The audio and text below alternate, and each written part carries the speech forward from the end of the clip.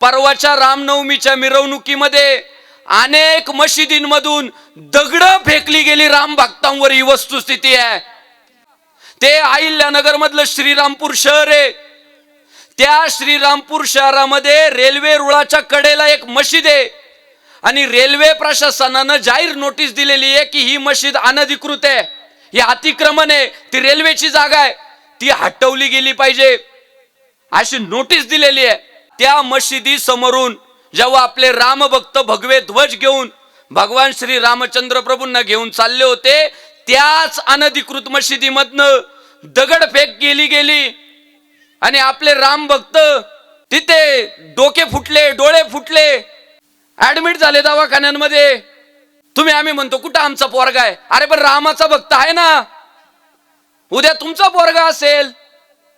मग ते जर रामचंद्र प्रभूंच्या मिरवणुकीवर दगड फेकत असतील मशिदींमधून, तर तुम्हाला आम्हाला काय, कोणता किडा वळवळ करतोय? दारग्यांवर जाऊन चादरी टाकताय हिरव्या, कधी सुधारणार? अहो एखादा मुसलमान येतो, गोड गोड गोड गोड बोलतो आणि आपल्याला असं वाटतं सर्व धर्म समभावे राव, मुसलमान लय चांगले. दगड फेकताय हिंदूंच्या मिरवणुकीवर. हिंदुत्ववादी सरकार हिंदुस्थानात कार्यरत आहे, पण अजूनही देशामध्ये असे काही गल्ल्या आहेत, असे काही चौक आहेत की ज्या चौकांमधनं रामचंद्र प्रभूंची मिरवणूक न्यायला परवानगी नाही. पुढच्या काळात तुमचं आमचं सगळ्यांचं धोरण जर काय असलं पाहिजे, तर ह्या देशातल्या मातीचा कण आणि कण हा रामाच्या मालकीचा आहे, हिंदूंच्या मालकीचा आहे. आम्हाला वाटेल तिथून आम्ही रामाची मिरवणूक नेणार, कारण हे आमचं हिंदू राष्ट्र आहे, हा हिंदूंचा हिंदुस्थान आहे. तुम्हाला वाटत नाही काही की रामाची मिरवणूक त्या गल्लीतून नेता येत नाही, परवानगी नाही? औरंगजेबाचं उदात्तीकरण चाललंय.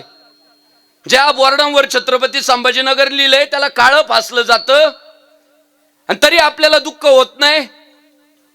आम्ही हिंदुत्वाची गोष्ट सांगायला लागलो, हिंदुत्वाचे मुद्दे मांडायला लागलो का संग्राम बापू राजकारण करतो, संग्राम बापू धार्मिक तेढ निर्माण करतो.